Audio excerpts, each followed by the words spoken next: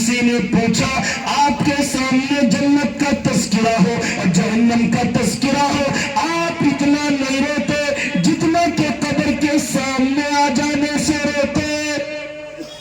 آپ نے فرمایا اے لوگو، قبر آخرت کی منزلوں میں سب سے پہلی منزل ہے، جو اس سے بچ گیا، جسے نجات مل گئی، بعد کی ساری منزلیں آسان ہو جائیں گی۔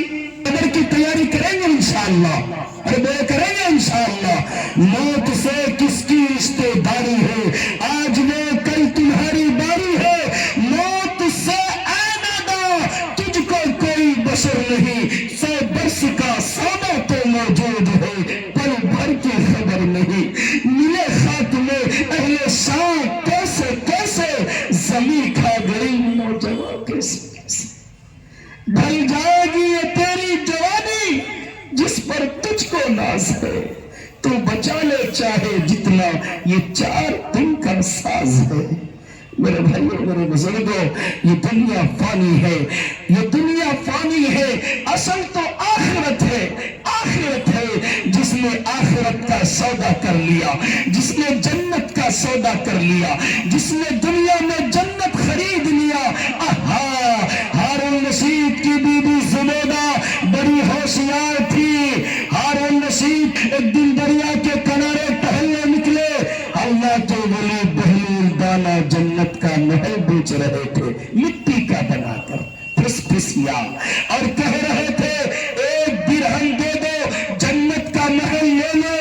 ہارون نے اگنور کیا، بادشاہ چلے گئے۔ بی بی زبیدہ بڑی چالاک تھی، گھر گئی، محل گئی، اور 1 درہم لیا، دے دیا، جنت کا سودا کر لیا، اور رات میں بادشاہ سوئے، خواب میں جنت کا سیر کیا، جنت کا دیدار کیا، دیکھا ایک جنت میں کمرہ ہے، ایک محل ہے، جس کے دروازے پر لکھا ہے بی بی زبیدہ۔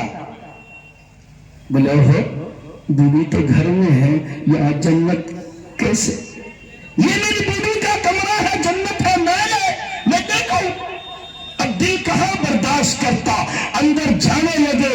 دروغہ نے روکا، خبردار، یہ آپ کا کمرہ نہیں، محل نہیں، یہ آپ کی بی بی کا ہے۔ خواب سے بیدار ہوئے، الٹے پہ دوڑے گئے، اے بہلول دانا، میں بھی جنت کا محل خریدنا چاہتا ہوں، بتاؤ قیمت کیا ہے؟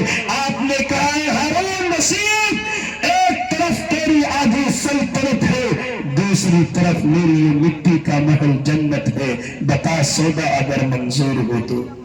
بادشاہ کے پسینے چھوٹ گئے، کہنے لگے اے یارا، کل تو 1 درہم تھا اور آج آدھی سلطنت مانتا ہے۔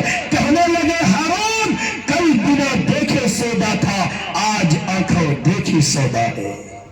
کریں گے سودا انشاءاللہ، ارے کریں گے۔ اور میرے بزرگوں، یہ بڑا مجمع ہے، اس مجمع کے اندر اگر کسی کی والدہ بیمار ہو، اگر کسی کے والد بیمار ہو، اگر کوئی چاہتا ہو تو اس کا بچہ حافظ قرآن بن جائے، اس بڑے مجمع میں سے کھڑا ہو کر اعلان کرے کہ انشاءاللہ میں اللہ کے قرآن کی حفاظت کے لیے، مہمانان رسول کے لیے اور غلامان مصطفیٰ کے لیے، دارالعلوم معینیہ کے لیے 5000 روپے دوں گا، اور یہ فقیر 10 دعا کرے گا اس کے لیے انشاءاللہ۔